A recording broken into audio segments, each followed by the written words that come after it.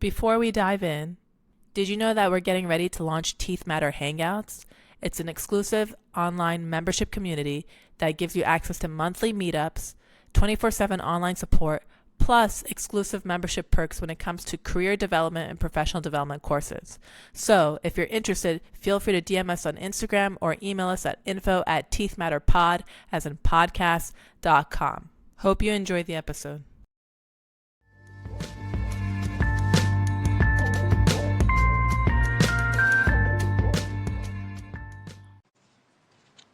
Hello, everyone, and welcome to another episode of Teeth Matter. I'm your host, Ellie Halabian, DDS, and today is a very special conversation because it's Saturday night in New York City. It's 10 p.m., and I've got Dr. Minoo Ghamari, who's in Australia. It's her Sunday morning, or now Sunday afternoon. So I really want to take the second just to say thank you for spending this morning with us.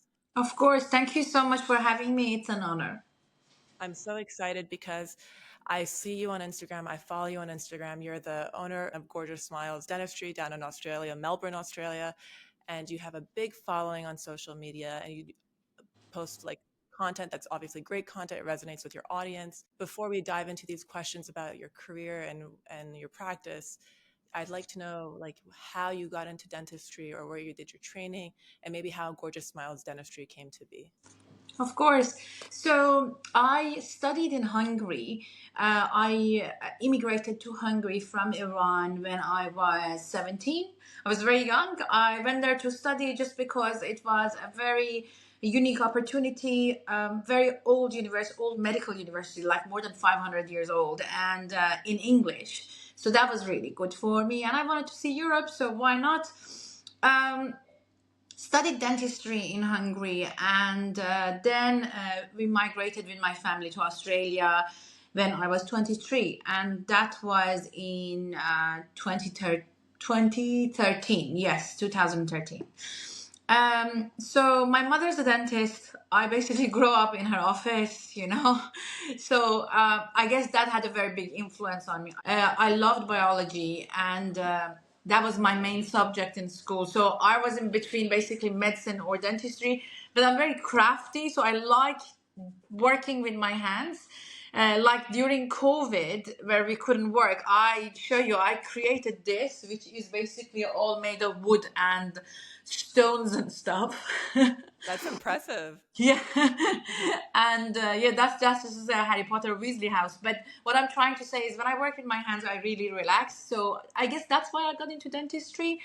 And then we migrated here as my mom's a dentist and I'm a dentist. You're like, okay, that just makes sense to establish a dentistry. And that's how it all started. Did you and your mother practice together in Australia? She's a practice manager, so no, she stopped practicing when we moved here. So she managed and still manages, and we had a one-chair dentistry when we started in a medical center. And then I think 7 years down the line or so, we decided, you know what, it's just too small for us. There's no room to grow.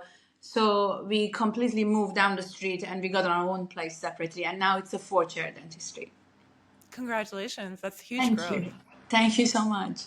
Yeah, absolutely. Yes. Now, you said a couple of years down the line, you opened up your own practice. Now you have 4 chairs.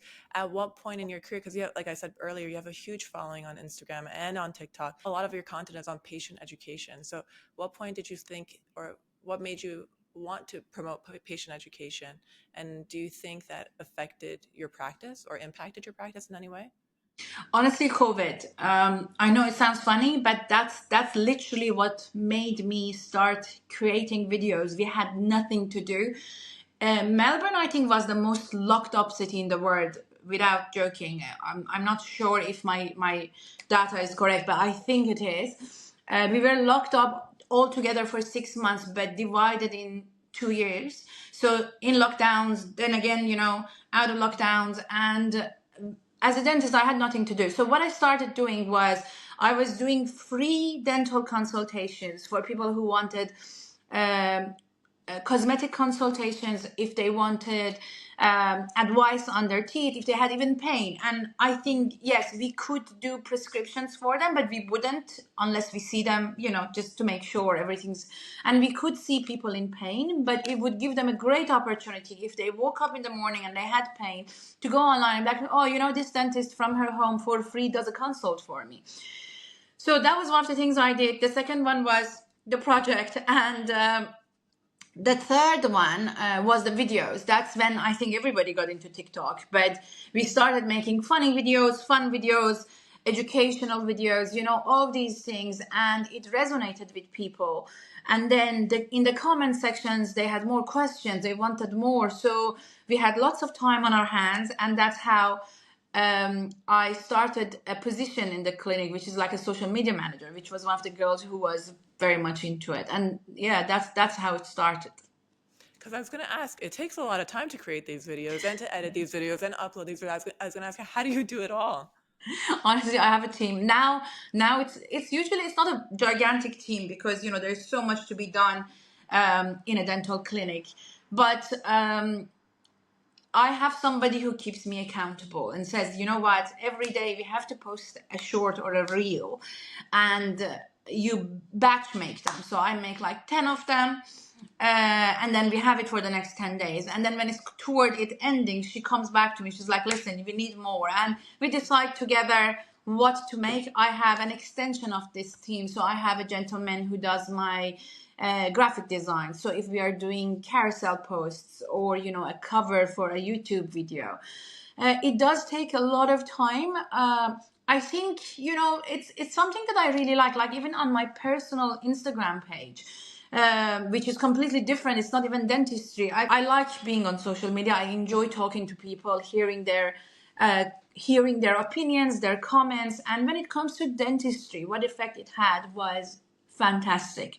First of all, when it comes to growth, I get people who find me through Instagram or through TikTok. When someone says, I found you through YouTube, that's really unique because, YouTube is more universal. It's not as local. But yeah, when they come in, they already know you. They already are comfortable with you. As a dentist, people are usually scared of you. You don't have that human side probably to them yet until they meet you.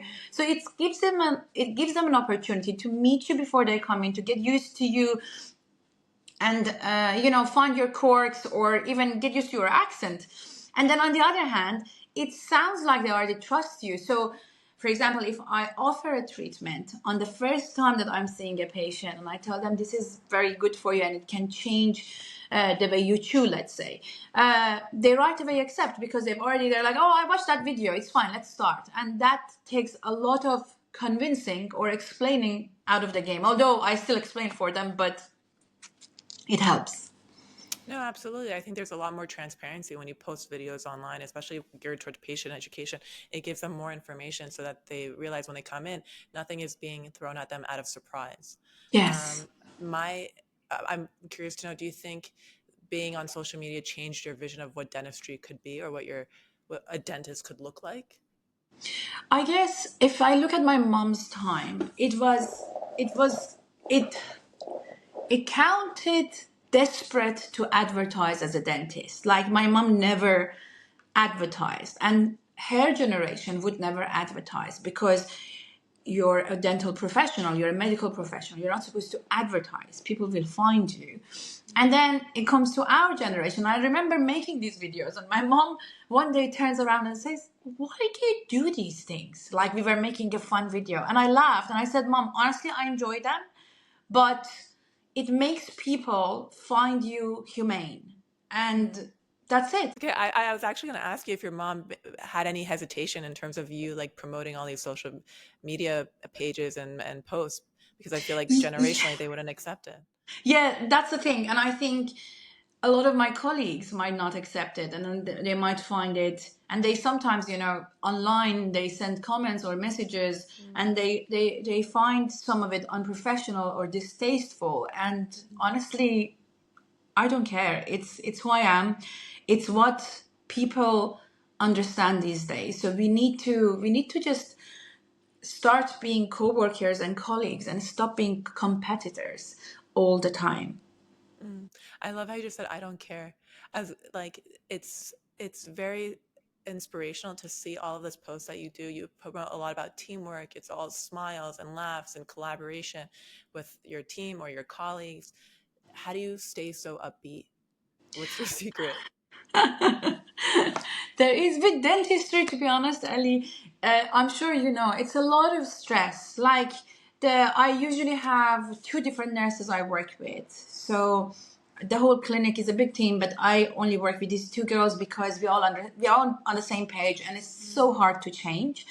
So they're used to me, and there are days that I come in and one of them turns around and says, "You're in a bad mood." Like I'm not rude or anything. I just seem down, you know. Right. They can And then sense you.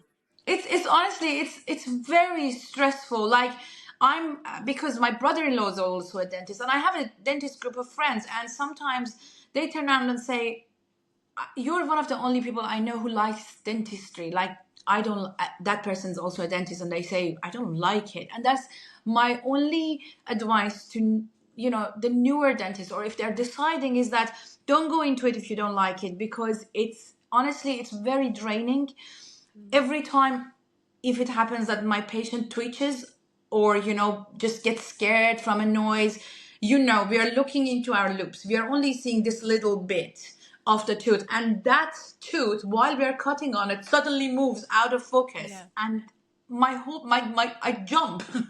So it takes a toll. But on the other hand, when you're going in front of camera, you have to be positive, you have to smile, and I guess that puts you in a good mood. It prepares you to talk to other people.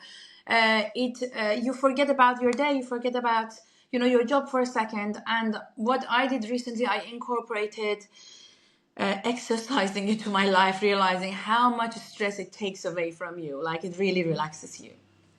Absolutely. I started going for walks in the morning before I go to work just to get myself out of the four walls that I'm in. Because once Yeah. I get into work, I don't see the light anymore. I'm just in that. It's so clinical and it's so Yeah. sterile that I just feel like the anxiety just keeps building up because I'm moving from room to room. So I do that too. I find that exercise really, really helps me just stay grounded. Yes, yes. Yeah. Yeah. That's true. I agree. And it's funny, everybody tells us, but there's a moment that you decide to do it, and then you're like, oh my God, I should have done this sooner. Yeah, absolutely. I mean, it's hard to keep it up because life changes so much. There's so much going on and so many responsibilities, and but if you make it a habit, then it just becomes part of your lifestyle. So it's amazing to hear that this is working for you. I'm happy it is. Thank you. The you mentioned like your passion for dentistry, but you are also hinting at the fact that you have some hard days. Is there something that you struggle with now as a dentist or as a practice owner? Um, it's very difficult. So dentistry, I love doing.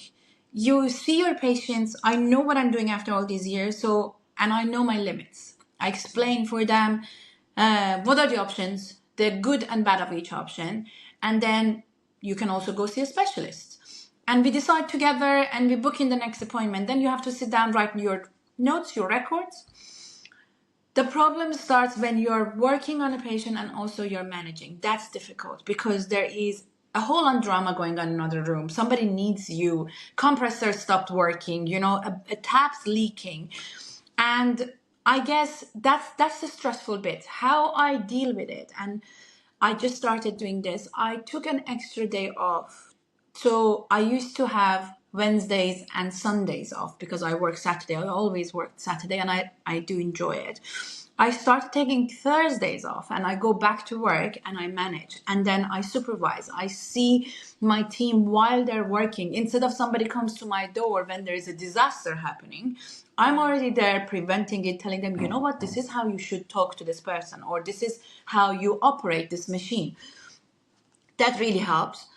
um, Gathering a team around you, they always say it takes a village. It really does. That you can rely on, that you treat nicely, and they stay with you. So it's like being a receptionist. It's a job that people want to just get in and get out, for example.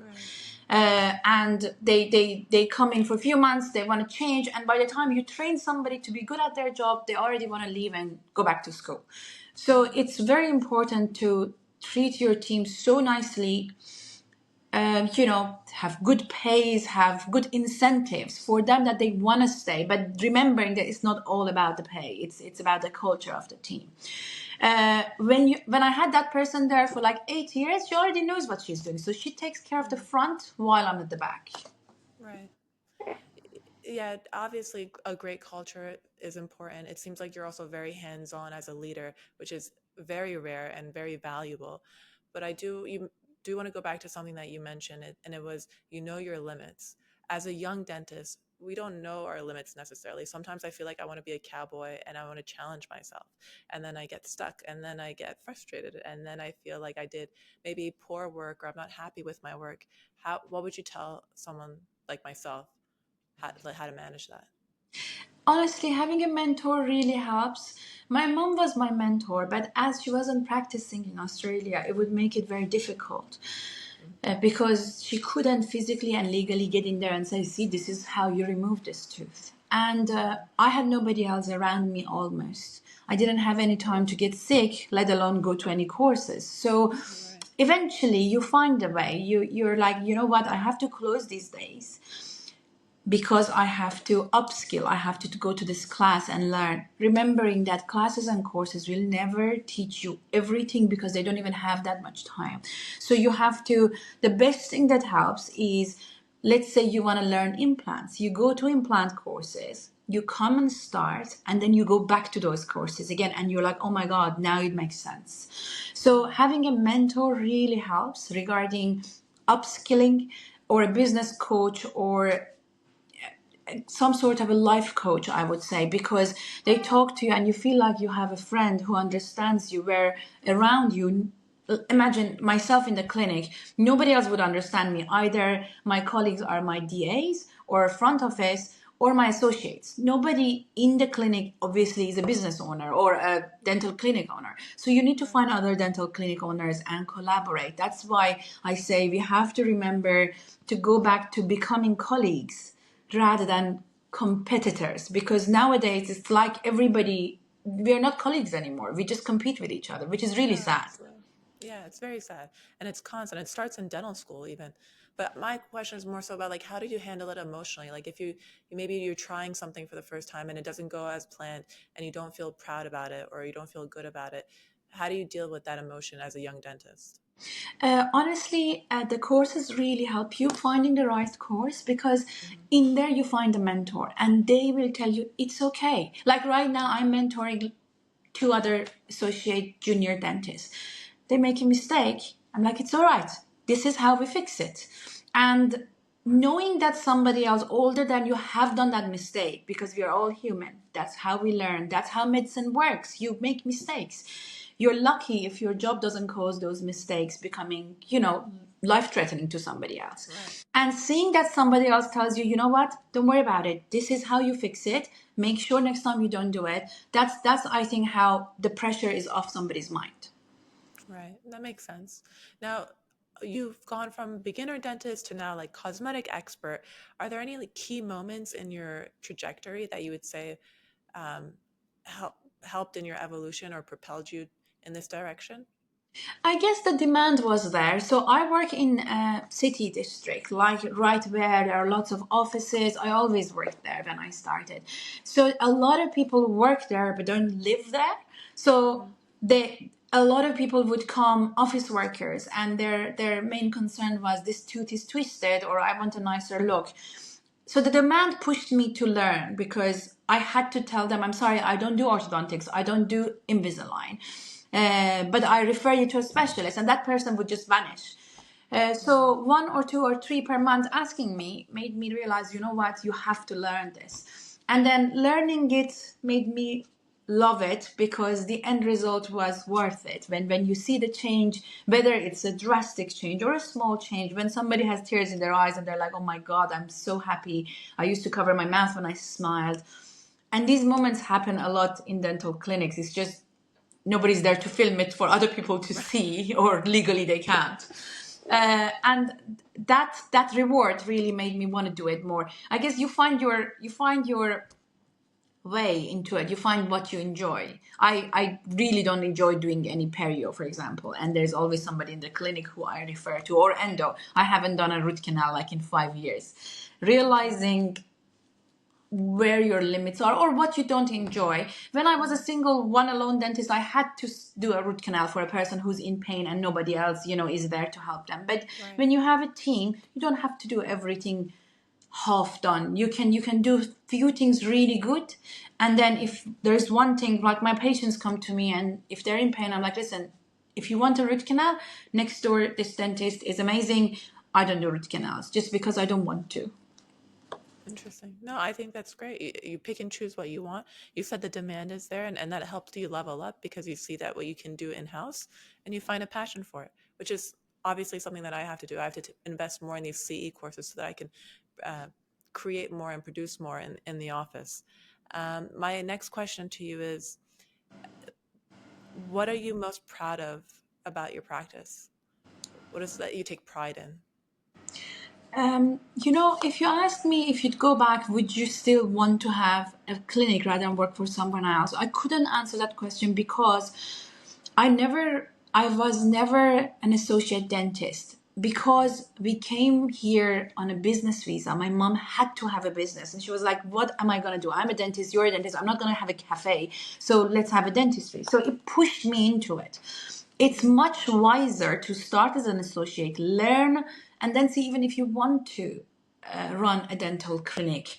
There are a lot to be proud of when you see something you created flourish, a lot of happy customers or patients, some of course sometimes unhappy, and it's very rewarding. Of course there is the financial side of things that's rewarding. When you can take one extra day off work after 11 years of working, it's very rewarding. But on the other hand, I don't think it's for everyone because, as I said, I enjoy being a dentist, but so many times I don't get to be a dentist because I have to run the business. And I guess I always enjoyed being a business person too. Do you think your passion for dentistry grew as you grew in the practice and as a business owner? Or did you think your passion for dentistry existed from the beginning?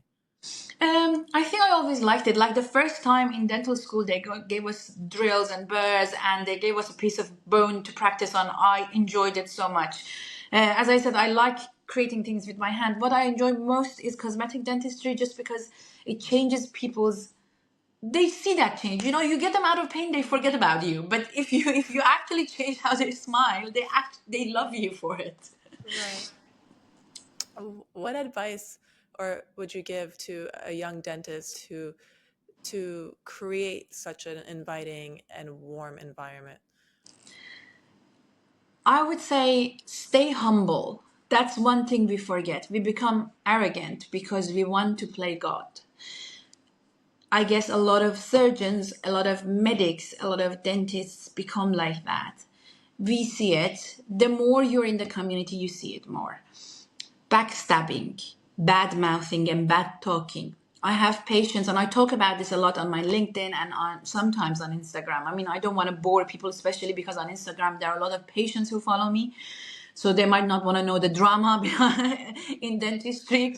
But honestly, when a patient comes to me and says, I told one of my patients, you need to change, have this filling changed. And I always continue with, it has been there for 10 years. It's done its job.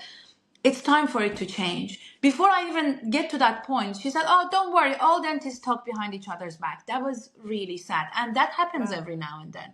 I have patients sometimes calling me saying, you know what? I went to my own dentist and they said you did this and that wrong without any proof. And I understand sometimes people exaggerate, sometimes they're in that emotional state. But I have, on the other hand, dentists who come to my Instagram page, they're, a fellow colleague in Melbourne, comment under one patient's results saying, this patient I saw before you saw it, and this is the mistake you made, publicly I invading the can't believe that. patient's.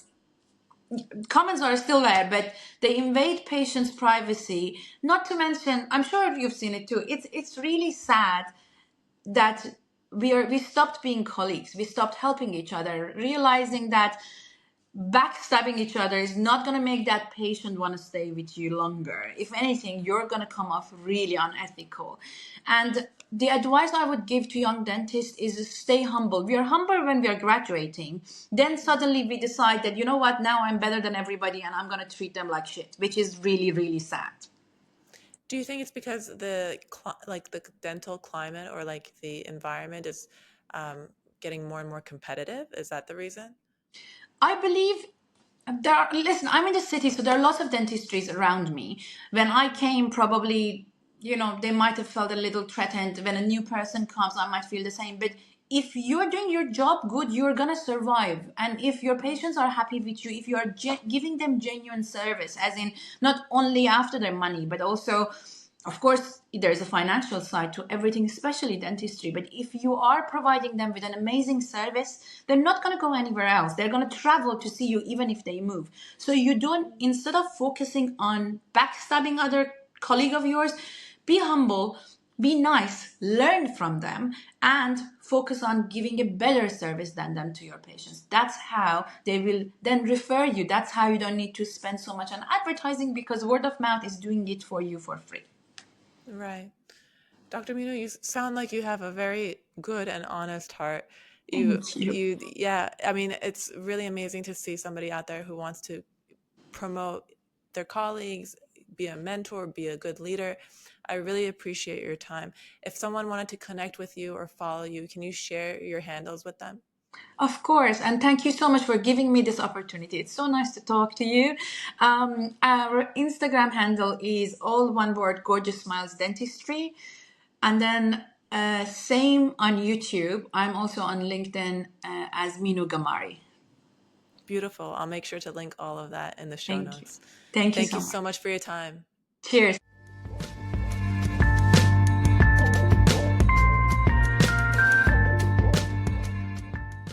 If you enjoyed this episode, be sure to follow our podcast, write a review, leave a comment. Anything you share with us goes a long way. And if you think a friend will appreciate this podcast, then make sure you share it with them too. Until next time, cheers.